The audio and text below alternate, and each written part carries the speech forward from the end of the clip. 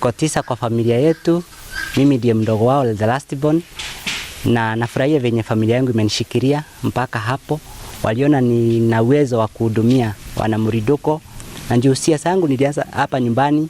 Walikubali wito wangu na wakakuwa na mimi, wakaniombea, wakanisaidia kwa vyovyote vile nilihitaji. Siasa yangu haijakuwa rahisi, ndio kifedha tulikuwa chini sana. Lakini kuna wenye waliingilia kati na wakatusaidia kifedha. Hasa kwa kutununulia viberiti zenye tuliweza kupea wananchi. Kwa hivyo mimi nimesaidiwa sana na wananchi kwa kuweka pikipiki yangu mafuta. Walinisaidia na pikipiki na kuioka mafuta, na pia kunisaidia kwa pesa ya kukula wakati naenda pale kuzungumza na watu. Siasa haijakuwa rahisi, ndio kuna wenye tumepigana na wao walikuwa na pesa mingi, mambo nyenye kabisa, na wako kwa chama kubwa. Lakini mimi nilijiamini, wenzangu wakaniamini, wakaona niko na maono na wakaona manifesto yangu naweza hudumia wananchi. Kwa hivyo walinishikilia vizuri sana. Nilipata loyal supporters wenye hawakuwa wanunue hivi kwa urahisi. Tulianzia bila kitu, tukajaribu kutafuta mabeshte tusaidiane kwa hii safari. Kitu ya kwanza tuliangalia tukaona tumetengwa sana kama Mũrindũko. Tukiwa pande ya Kirinyaga, hii pande ya Mũrindũko, kuna mambo mingi sana tulikuwa tunategemea bata haikuwezekana.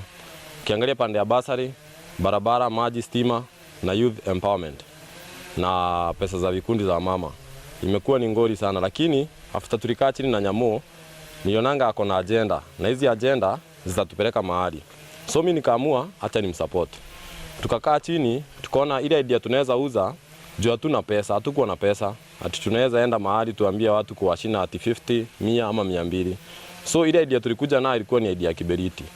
Tukanunua viberiti alafu tukazibrand. So ile kuweka kiberiti ilikuwa ni part of branding.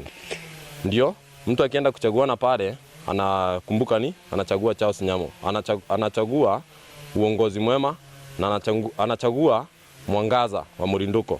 Na ndio watu wote wakaona kweli ndio njia.